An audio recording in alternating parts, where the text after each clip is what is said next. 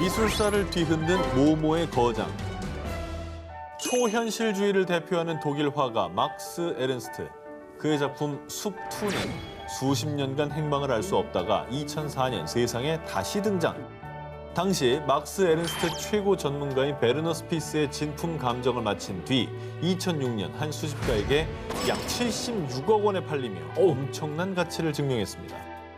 그런데 5년 뒤인 2011년 당시 팔린 막스 에른스트의 숲2가 진품이 아니라 위작이었다는 사실이 밝혀졌습니다. 아니 전문가한테 진품 감정을 받았다면서요? 그것도 다른 사람도 아니고 그 사람 권위자가 그러니까요. 해준 거 아닙니까? 이 위작 스캔들의 주인공은 독일의 화가 볼프강 벨트라키. 그런데 더욱 충격적인 건요. 그가 막스 에른스트의 작품뿐만 아니라 하일리 캄펜동크, 앙드레 드랭, 키스 반 동겐 등 전 세계 유명 화가들의 작품 14점을 위조, 약 500억 원이 넘는 이득을 취했다는 사실이었습니다. 우와. 되게 잘 그려놨다. 저주받은 재능이다. 그러니까. 근데 보통 미술품을 감별할 때 화가 고유의 붓터치, 기법 이런 화풍을 분석하는 건 물론이고요. 현미경 등을 이용해 그림을 그린 캔버스의 재질, 사용된 물감의 종류까지 과학적으로 분석해서 위작을 감별해내는데요. 그런데 이 벨트라키는 위작을 그릴 때 그림만 잘 그려서는 안 돼. 그 사람을 완벽히 파악하고 내가 그 화가가 돼야 한다고. 원작의 화가가 어느 시대 사람인지, 그 시대에 사용한 재료들은 무엇이었는지 철저하게 조사하는 건 물론이고 똑같은 물감, 똑같은 붓, 똑같은 캔버스를 사용했고요. 심지어 아유 피곤해 죽겠네. 이 사람은 왜 하필 새벽에 그림을 그린 거야? 원작 화가의 생활 패턴과 주변 환경까지 철저하게 조사. 만약 원작의 화가가 새벽에만 그림을 그렸다면 벨트라키도 새벽에만 그리고 비 오는 날 그렸다면 똑같이 비 오는 날에, 그리고 원작이 이틀에 걸쳐서 완성됐다면 벨트라키 또한 무슨 수를 써서라도 이틀 안에 그림을 완성했습니다. 저 재능이 너무 아깝다. 이 정도면 진짜 좋은 마음 먹고 좋은 작품 그리셨으면 더 좋았을 것 같아요. 근데 치밀하게 이제 잘 해왔던 것 같은데 어쩌다 들통이 이렇게 난 거예요? 정말 딱 한 번의 실수입니다.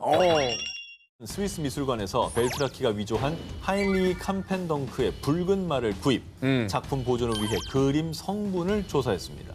그런데 티타늄 화이트 물감 속 성분에 화가 캄펜덩크가 활동했던 시대에 사용되지 않았던 산화 성분이 포함되어 있었던 겁니다. 하하. 이 사건으로 모든 것이 들통난 벨트라키는요, 위작한 이유에 대해 제 이름을 건 그림을 76억 원에 구매하는 사람은 없다고요. 라고 밝히며 위조 사실을 자백. 4년간 교도소에 수감됐다가 2015년에 석방됐는데요. 위작 스캔들로 유명해진 그는 이제 당당히 자신의 이름을 걸고 활발히 작품 활동 중이라고 합니다. 그래요, 자기 작품 해요. 이 정도 재능 있으시면. 그럼. 현실판 Catch Me If You Can.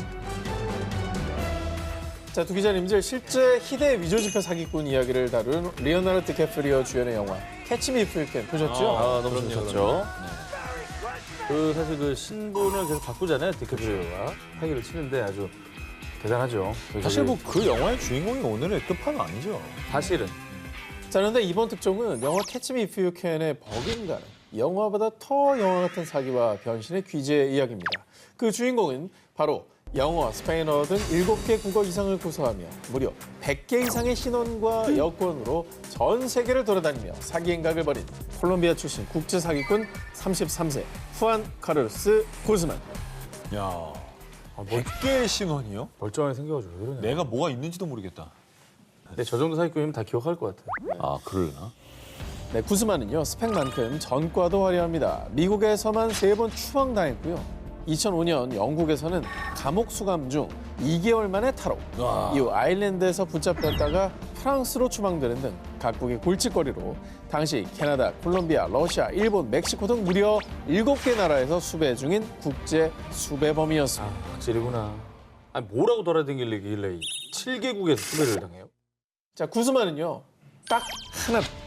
세계 각국의 초호화 호텔만 노렸는데요. 최고급 호텔들의 숙박한 척하면서 스위트룸 손님들의 정보를 입수했고요. 그 손님 행세를 하면서 호텔 카페와 바를 수시로 드나들고 환전을 핑계로 리셉션 직원들에게 얼굴 도장을 찍었습니다. 그런 뒤 스위트룸 주인이 외출한 때를 틈타 Claro, yo solicito la llave, ellos me dan una llave original y ellos abren una caja fuerte. No funciona ni la puerta, ni la caja, ni la ventana, ni nada. Pues mismo lo hacen. 자, 이런 수법으로 그가 훔친 돈만 무려 단원 약 16억 원에 달할 것으로 추정된다고 합니다.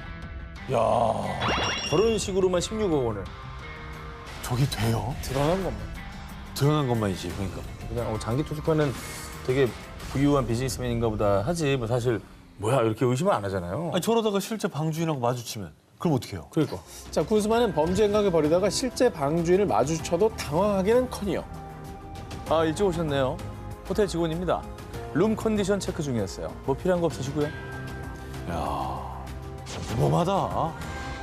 사실 구즈만의 사기 인생은 10대 때부터 시작됐는데요. 그 신고식도 화려했습니다.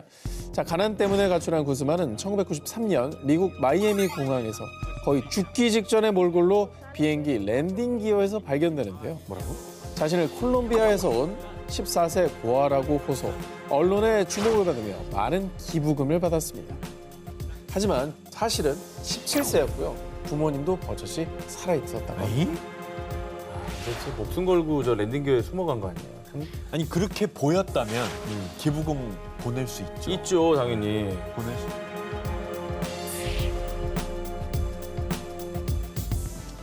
내 속에 내가 너무도 많아. 2019년 11월 중국 저장성 자싱에 위치한 한 공장에서 동료로 만나 연인 사이가 된 슈머와 샤오팅. 얼마 뒤 샤오팅이 건강상의 이유로 갑자기 회사를 그만두게 되자 남자친구인 슈모우는요. 샤오팅, 돈은 걱정 마. 내 사랑은 건강 관리에만 신경 쓰라고. 슈모우 덕분에 샤오팅은 지난해 6월 무사히 수술을 받을 수 있었습니다. 어우, 여자친구 입장에서는 얼마나 고맙겠어요. 아, 그럼요. 나를 지켜주는 사람. 오늘 기사는 다 이렇게 오프닝에서 끝났으면 좋겠어요. 아, 뒤가 너무 무섭지 오프닝은 않아요? 다 너무 아름다운데. 아름답죠? 이게 어떻게 변질될까? 그리고 수술 얼마 뒤 그녀의 주치의였던 펜 박사가 그녀에게 메신저로 연락, 수술 후 회복 상황을 원격 상담하기 위해 수술 부위의 사진과 영상을 보내달라고 요구했고요. 샤오팅은 자신의 수술 부위를 촬영한 영상을 보내줬는데요. 그런데 일주일 뒤 공안입니다. 샤오팅 씨, 영상이 인터넷에 유출됐습니다. 범인은 그녀의 주치의였던 펜 박사로 수술 부위를 촬영한 영상을 온라인에 노출해 경제적 이득을 취했다고 밝혔습니다. 이건 뭐야, 의사가 갑툭질을 해. 왜냐면 그 앞에 이제 남자 여자 이 얘기는 너무 많이 나왔잖아요. 아, 그래, 패턴이에요? 네, 패턴이 정말- 중위권으로 넘어가면서 이제 그럼 그 남자 여자는 정말 아름다운 분들이었군요. 자, 뭐 그것도 보시면 아시죠. 아, 그것도 아니야? 아, 자, 이 충격적인 이야기에 샤오팅이 패닉에 빠진 그때 메신저에서 알게 된 또 다른 박사의 소개로 한 변호사라는 사람이 연락을 해왔습니다. 이런 사건은 피해 보상금으로 12억 원 정도 받으실 수 있거든요. 제가 도와드릴게요. 이에 샤오팅은 소송을 결심합니다. 가족과 친구, 대부업체에 돈을 빌려서 이 변호사에게 소송비를 송금했습니다. 하지만 그 이후에 추가 소송 비용이 눈덩이처럼 불어나자 샤오팅은 사기 범죄를 의심, 뒤늦게 공안에 신고했는데요. 잠깐만, 이게 지금 나온 사람이 몇 명이야, 그러면? 의사, 공안, 변호사. 이게 다 지금 메신저 만난 적 없잖아, 지금. 그냥. 메신저죠. 자, 근데 정말 충격적인 건 샤오팅에게 메신저로 연락한 의사와 공안, 변호사는 물론이고요. 대부업체 직원까지 사실은 모두 동일 인물. 그런데 더욱 놀라운 사실은 그 사기범의 정체가 바로 샤오팅의 남자친구 슈모우였다는 것입니다. 슈모우는 11명의 역할을 맡아서 샤오팅이 눈치채지 못하도록 아주 교묘하게 메신저 말투를 조금씩 바꿔가며 연락을 했고요. 그렇게 샤오팅으로부터 약 7천만 원을 가로챘습니다. 아, 왜? 등장인물은 2명이었습니다. 이후에 공안에 체포된 슈모우는요. 아, 우리 둘 다 씀씀이가 큰데 샤오팅을 먹여 살리려니까 돈이 부족해서 그런 거라고요. 아니, 목에 살았는데 그 여자 돈을 뺐으면 어떡해. 창조적이다, 진짜. 모모모들도 속은 사기의 왕. 자, 오늘 전 세계 희대의 사기꾼들이 총집합했지만 이번에 소개해드릴 사기꾼은 스케일이 아예 다릅니다. 가나, 나이지리아, 수단, 토고 등 무려 아프리카 15개 나라를 상대로 사기. 와, 국가를 상대로 사기친 것도 충격적인데 그것도 하나도 아니고 15개 나라. 그렇죠. 가능해요? 자, 그 주인공은 바로 30대 한국인 남성 한 씨입니다. 우리나라 사람이야? 그는 2009년부터 서아프리카 나라들의 우편물을 발송, 저는 한국의 S전자 회장 같은 사람입니다. 제가 대통령님 나라에 국립병원과 주택을 지어드리도록 하지요.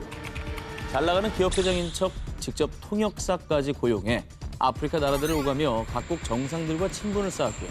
한국 정부와 정상회담을 성사시켜주겠다며 외교 관련 직책을 요구했습니다. 한 씨가 아프리카 대통령들을 속이고 외교 타이틀을 얻으려고 했던 이유는요. 바로 국내에서도 사기 행각을 벌이기 위한 큰 그림이었습니다. 아프리카 대통령들과 찍은 사진이나 주고받은 이메일을 미끼로 한 공기업의 전 간부 김 씨에게 접근합니다. 내가 아프리카 경제보좌관이나 마찬가지라니까. 이 공기업 자회사 사장 자리는 거뜬히 줄 수 있지. 한 씨는 공기업 자회사 사장 자리를 미끼로 김 씨로부터 로비 대가로 약 1,800만 원을 받아 챙겼습니다. 김 씨가 소개해준 사업가 3명에게도 비슷한 수법으로 총 약 11억 4천만 원을 가로챘습니다. 결국에는 국내에서 이런 돈을 사기치기 위해서 아프리카 대통령들을 이용한 거네. 인증샷 남긴 거죠. 그러니까 사진 찍고 뭐 그렇죠. 이렇게 친하다는 척하려고. 자, 한 씨가 피해자들의 의심을 피한 방법은 이러했습니다. 번듯한 사무실을 차려두고요. 고급 리무진 차량도 2대나 번갈아 타는가 하면 수행비서의 보좌관까지 대동하며 그럴듯한 대기업 회장처럼 행동했다고 합니다. 하지만 실제는 사무실 임대료도 7천만 원이나 밀린 빈털터리였다고 합니다. 이런 식으로 2년간 지속된 한 씨의 사기 행각은 2011년 경찰이 첩보를 입수, 조사에 착수하면서 끝이 났습니다. 모모의 눈먼 자의 최후.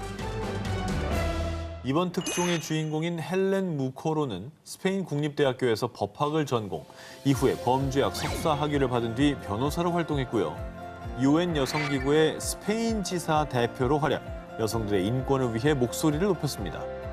그렇죠. 오늘의 주제가 또 있지 않겠습니까? 저 여자 사기꾼?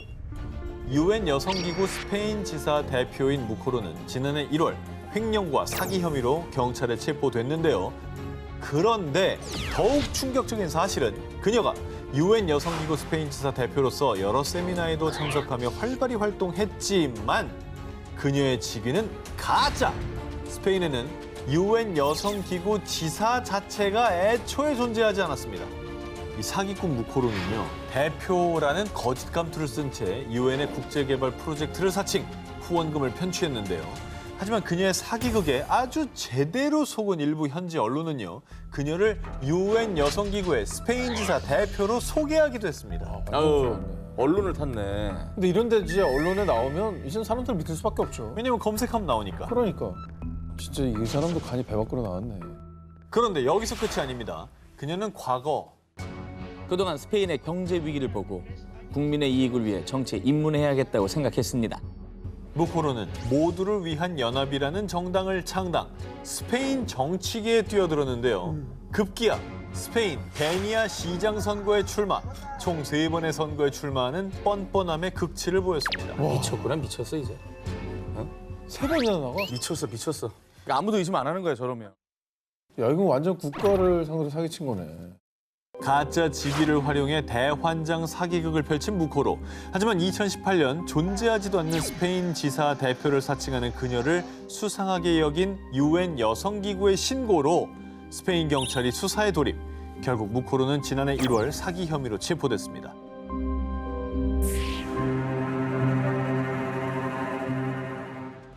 그들의 위협으로부터 지켜준 남자. 2009년 프랑스를 발칵 뒤집은 충격 보도. 10년간 사기꾼에게 놀아난 귀족 가문. 프랑스의 유서 깊은 명문가인 베드린가를 상대로 무려 10년 동안 사기를 친 사기꾼이 체포됐다는 소식이었습니다. 오, 10년? 야, 10년이면 진짜. 근데 그것도 한두 명도 아니고 일가족이면은 뭐 유서 깊은 가문이고 그러면 사실 어느 정도 영향력도 있을 거고.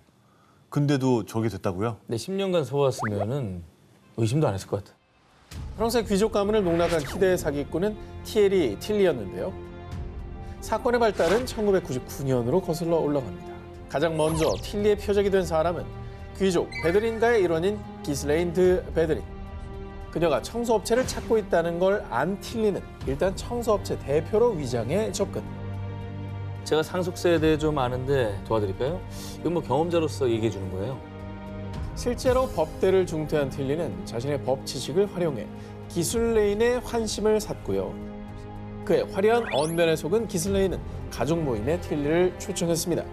자, 그렇게 베드린가 사람들과 친분을 쌓고 신뢰를 얻은 틸리는 본격적으로 사기극에 돌입. 저는 나토 출신의 비밀 조직 요원입니다. 프리메이슨이 여러분을 노리고 있어요. 대비를 해야 됩니다. 아시겠어요? 틸리는 자신의 말을 들어야 프리메이슨의 위협으로부터 살아남을 수 있다며 베드린 일가를 끊임없이 세뇌했습니다. 아니 저걸 어떻게 믿어요? 근데 이게 저 가문의 명예가 되게 중요할 거 아니에요. 그 점을 노린 것 같아요. 자, 근데 그럴만도 한 게요. 틸리는 베드린가 사람들이 자신의 말을 믿도록 부타, 화재 등 범죄 사건을 조작. 불안에 떠는 베드린가 사람들의 심리를 파고들며 가스라이팅을 시도했습니다. 그렇지. 심지어 이들을 보호해주겠다며 프랑스 로트 에가른주의 한 성에 감금, 시계와 달력을 보지 못하게 했을 뿐만 아니라 최면술까지 이용해 가족들을 이간질했고요. 뿐만 아니라 한 자선단체가 이들을 보호해준다고 속여서요. 그 자선단체에게 줄 비용을 핑계로 부동산 위탁 증서를 받아내는 등 10년에 걸쳐 베드린가로부터 부동산 7채와 한화 약 62억 원을 갈취했습니다. 재산을 위탁했으면 다 내준 거 아닙니까? 완전 이게 세뇌도 그냥 완전 100% 세뇌인데요. 야 이게 현실적으로 가능한 거군요. 근데 이제 10년이나 속았는데 어쩌다 들통이 난 거예요? 자, 2009년 베드린가의 세금 체납 문제로 프랑스 당국에서 조사를 시작. 그리고 뒤늦게 성에서 도망친 가족의 신고 덕분에 희대 사기꾼 틸리의 만행이 드러났는데요. 틸리에게 세뇌당한 피해자 기슬레이는요. 그는 우리 삶의 10년을 훔쳤고 모든 걸 파괴했어요. 결국 사기꾼 틸리는 2012년 사기 혐의로 징역 8년형을 선고받았습니다. 중국은 2025년까지 자국 내 반도체 생산 비율을 70%까지 올린다는 반도체 굴기를 선언. 기업들에게 무려 1조 위안, 약 170조 원을 투자하겠다고 밝혔습니다. 그런 가운데 2017년에 설립된 중국의 신흥 반도체 기업 H사에서는요. 중국 최초로 7나노미터 이하의 미세 공정 시스템 반도체를 제작하겠습니다. 실제로 7나노급 기술을 보유한 대만의 반도체 기업 T사의 최고 운영 책임자 출신 장상일을 CEO로 영입했고요. 중국 반도체 업계의 슈퍼루키로 급부상한 H사는 2년여 동안 우한시 정부로부터 약 2조 5,600억 원의 투자금을 받는데 성공했습니다. 이야. 아니 중국 정부가 지금 반도체 쪽을 엄청 밀고 있다고는 하더라고요. 그렇죠. 네. 그런데 말입니다. 2020년 1월에 전해진 충격 보도. H사 공사 중단, 임직원은 잠적, 정부도 속았다. 중국 반도체 사업 위기. 알고 보니 H사의 대주주란 기업은 실체가 없는 페이퍼 컴퍼니. H사가 들여왔다던 최첨단 반도체 장비는 노후된 구식 장비였다고 합니다. 게다가 H사가 영입한 장상희 CEO는요. 제가 CEO인데 회사 정보에 접근할 수가 없었다고요. 정말 저한텐 악몽 같은 시간이었습니다. 와. H사가 공언한 7나노급 기술 개발이 불가능해 보이는 상황. 이에 현지 일부 언론에서는 H사가 정부 투자금을 가로챌 목적으로 계획적으로 사기를 친 것이라고 의심했습니다. 저는 사실 이 뉴스를 예전에 들었는데 믿기지 않았어요. 근데 이거 진짜 무섭지도 않나? 이건 진짜 목 내놓고 한 거 아니에요? 목숨 내놓고 한 거죠. 목숨 걸고. 자, 보도에 따르면 H사의 창립 멤버인 카오산, 롱웨이, 리쉐엔 3명은 모두 반도체 지식이 전무한 사람들입니다. 그리고 카오산은 대만 T사 장상희가 우리 회사 CEO로 온 거 아시죠? 믿고 맡겨주시죠. 업계에서 유명한 장사기를 영입하며 반도체 시장에 신뢰를 얻어서요. 우한시 정부로부터 투자금을 이끌어낸 것으로 추측했습니다. 결국에는 그 이름이 이제 명성이 있기 때문에 이름값으로. 중국 정부나 뭐 우한시 정부도 그렇죠. 그걸 거죠. 믿은 거잖아요. 우한시 정부에서도 일단 뒷수습을 시도합니다. 지난해 11월 자금난에 처한 H사를 인수한 뒤 사업을 정상화시키려고 했지만 결국 올해 2월 전 직원을 해고하며 청산 절차를 밟았습니다.